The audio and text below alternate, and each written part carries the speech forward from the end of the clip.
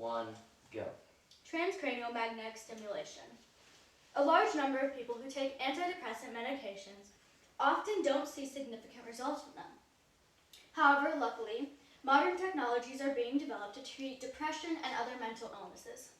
One of these technologies being transcranial magnetic stimulation. Transcranial magnetic stimulation, or TMS therapy, is one of the most complicated effective treatments to depression, and it can even treat a variety of other mental illnesses. Today we'll be discussing depression and the other mental illnesses it can treat, as well as how it can treat them. As well, we will also be going over the costs, whether it is cost effective, and if it can be improved to help other mental illnesses. But first, we have to go over what is depression. Depression is a diagnosable mental health disorder. It is often categorized with constant sadness, hopelessness, and loss of interest in activities. This means that something you once loved to do, maybe a sport, you no longer want to do or be a part of.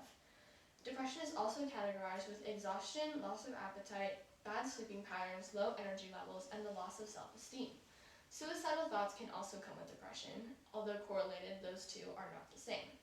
There are many different types of depression, including depressive disorder, bipolar disorder, postpartum depression, seasonal depression, and psychotic depression, all resulting from chemical imbalances inside the brain. According to Harvard Health, chemical imbalances in the brain is not the only cause of depression. Other causes of depression include faulty mood regulation, genetic vulnerability, stressful life events, medication, and medical problems. Not necessarily one chemical in your brain that is too high or too low. Depression is usually genetic. The hippocampus and the prefrontal cortex of the brain are usually the most affected by depression. The hippocampus is seen to be 9% to 13% smaller in people with depression than people who aren't depressed. But overall, the limbic system is affected.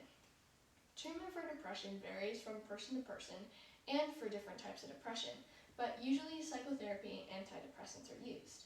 16 million US adults suffer with depression, which is only 5.7% of depressive rates worldwide. Take 1 minute to answer this multiple choice question. Approximately how many people do you think have diagnosed depression worldwide? As you can see in this graph, it shows the depressive rates in people from 2009 to 2017. And over the years, as you can see, the depression rates in younger people has gone up much higher than the depression rates in older people. Over the years, a new depression treatment called transcranial magnetic stimulation has surfaced, but what is it and how does it work? Well, according to Mayo Clinic, transcranial magnetic stimulation is a non-invasive procedure that uses magnetic fields to stimulate the nerve cells in the brain to help the depression symptoms. And Cleveland Clinic states that the depression rates have to be more severe to use TMS rather than a mild severity that can be solved with medications. Before TMS is done, a physical exam is needed. Treatment sessions usually last between 40 and 60 minutes. During this session, a doctor will map out the area of the brain, usually targeting the prefrontal cortex, and the patient remains awake with no drugs and no anesthesia during the procedure. According to Butler Hospital, during the TMS process, small electromagnetic coils controlled by multiple computer programs deliver quick, powerful bursts of energy to the left frontal cortex of the patient. The energy only reaches 2 to 3 centimeters within the brain, focusing on the specifically mapped out part of the brain as described earlier. This process generally improves patients' mood, making them more motivated and energetic in their daily lives. This is because neurotransmitters are becoming more active and communicating more throughout the brain, which awakens the previously inactive part of the brain that causes depression. The process usually involves around 5 treatments a week for 4 to 6 weeks, and a person will usually receive, on average, 20 to 30 treatments. This visual shows how the magnets from this procedure affects the brain and how the limbic system actually receives the magnetic signals. This animation shows how magnetic waves precisely stimulate small parts of the brain. Now, as depression is often caused by the inactivity of neurons in the brain, it makes sense as to how, when magnetic stimulators stimulate these neurons, TMS can be highly effective in treating depression. This PhET lab can represent the activity of neurons after magnetic pulses for TMS. During TMS, the neuron is stimulated and sodium channels open up within the cell membrane. Sodium diffuses through the cell membrane from the concentration gradient in order to achieve equilibrium. This sends electric pulses through a neurotransmitter to the brain, and this electric activity wakes up the prefrontal cortex and other affected parts of the brain. Other than depression, what can TMS treat? Well, TMS can treat ADHD, PTSD, and schizophrenia, and the reason that it can treat those other mental illnesses is because in the brain, the limbic system and the prefrontal cortex are affected by those mental illnesses, and TMS helps with the limbic system and the prefrontal cortex, which makes the mental illnesses less severe. More specifically, TMS is usually recommended for treatment-resistant depression. This is because TMS is an extensive and expensive process, and a person's insurance only covers TMS if other antidepressant treatments have failed to work. But how effective is TMS? Well, TMS takes effect after 2 to 4 weeks of the procedure starting, which is a lot longer than you would think if you have been on the medication. But the withdrawal with that is the medication will not decrease the symptoms as much as TMS will. Like most treatments for depression, TMS is not immediately effective. It usually takes up to a few weeks to be completely effective, but most patients experience complete remission, meaning that their symptoms of depression completely fade away. Sometimes, though, continued medication and therapy is needed to get rid of slight symptoms, although it is not common. TMS in Brain Health states that there's something called treatment-resistant depression, which is depression where a person has tried multiple treatments and they fail to work due to resistance. This is why many people are recommended to take TMS, and it causes different reactions to the medication because people will, or their bodies will accept it in different amounts. Therefore, it has ranging effectiveness and isn't all very exact, but the success rate is still extremely high, ranging from 70 to 92.5% effectiveness. The better results come from newer studies. What are the costs of TMS, and is it cost effective? Because of TMS's extensive long-term benefits on a person's mood, it can be considered highly cost-effective. The cost is usually only covered by insurance companies after a patient has tried at least 4 antidepressant medications from at least 2 different drug classes, and the depressive symptoms have not improved. If your insurance covers the cost, you will typically only pay $10 to $70 per session for 20 to 30 sessions, meaning you would pay between $200 and $2,100. Alternative depressants often cost up to $1,800 per year.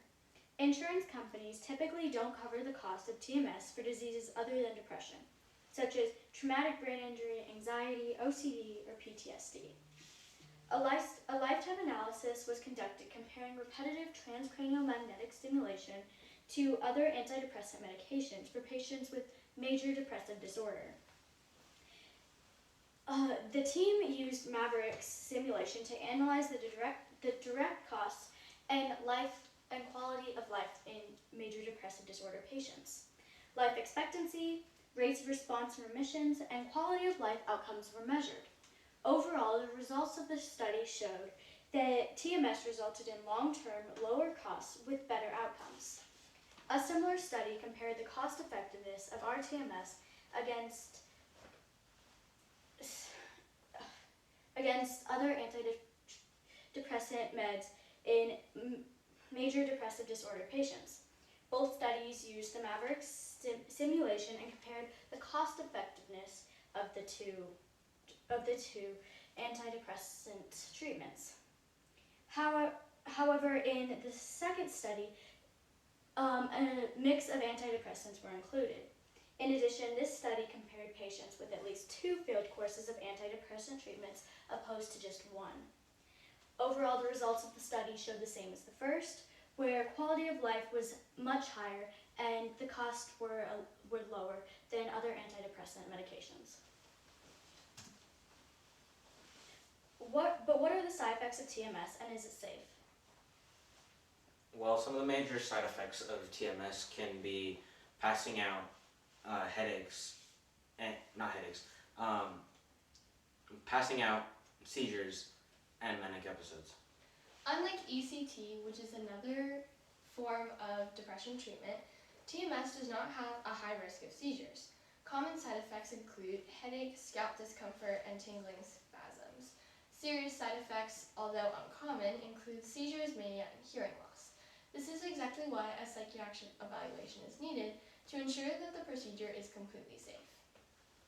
Cleveland Clinic states that the TMS process is non-invasive and does not require surgery.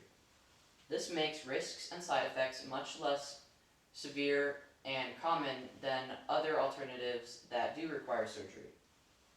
People with metal in the head or a history of seizures, however, should stay away from TMS, although the risk of seizures is very low. Overall, the simplicity of the TMS treatment and the ease of access makes it much safer than most other options.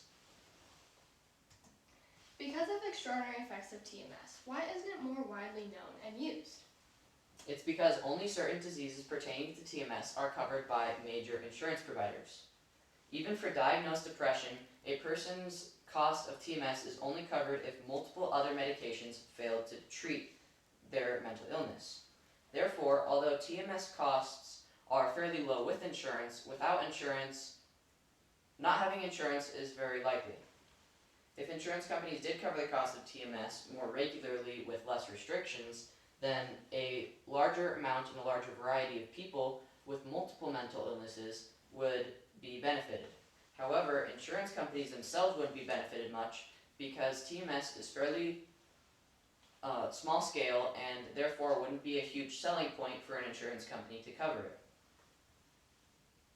Therefore, based on the information provided, do you think that insurance companies should cover the cost of TMS regardless, or should there be restrictions? Why?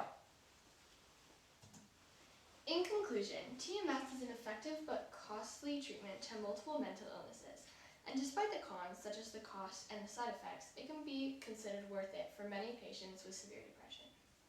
Finally, insurance companies should cover the costs in order to help expand the TMS industry and help as many patients with mental illnesses as possible.